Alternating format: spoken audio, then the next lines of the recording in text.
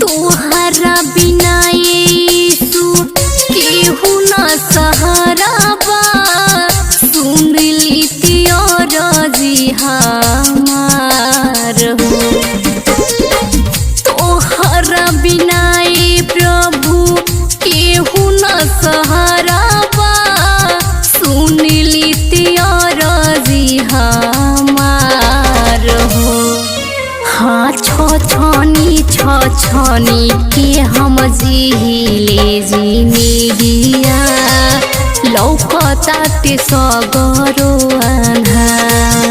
अरे छछनी हम जीला जिंदगिया लौकता ते सगरो अन्हार।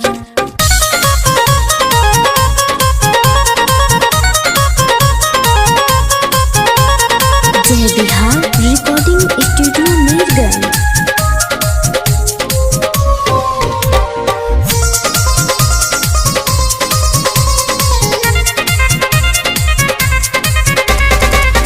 बहनला के साथी सब कोई बाटे। बिगड़ल तो केहू न हमार हो। जिंदगी के नैया प्रभु जी तोहरे भरोसे बा। देई देती ममता दुलार हो। बहनला के साथी सब कोई बाटे। बिगड़ल तो केहू न हमार हो। जिंदगी के नैया प्रभु जी तोहरे भरोसे बा। देई देती ममता दुलार हो। आस के पूरा दी बिगड़ल बना दे। बेटी के आसारा तोहार हो।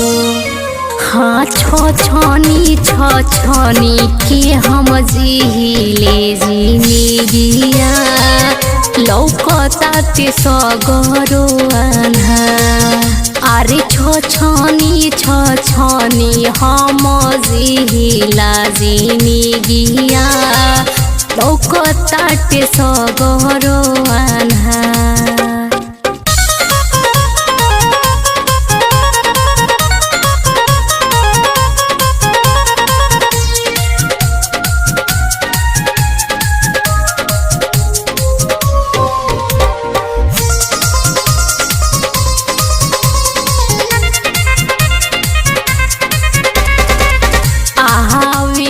याद जब सुली वाला बतिया गिर जाला अखिया से लोर हो।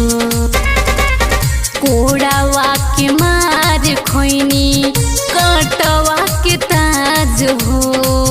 कबहू न परेला भोर हो। याद जब सुली वाला बतिया गिर जाला अखिया से लोर हो। कोड़ावा के मार खोइनी कटवा के ताज हो। कबहू न परेला भोर हो।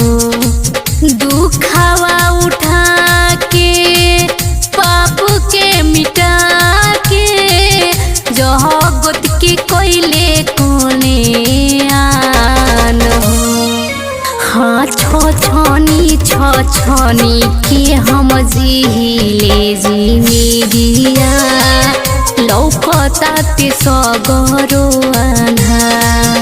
अरे छछनी हम जीला जिंदगिया लौकताटे सगरो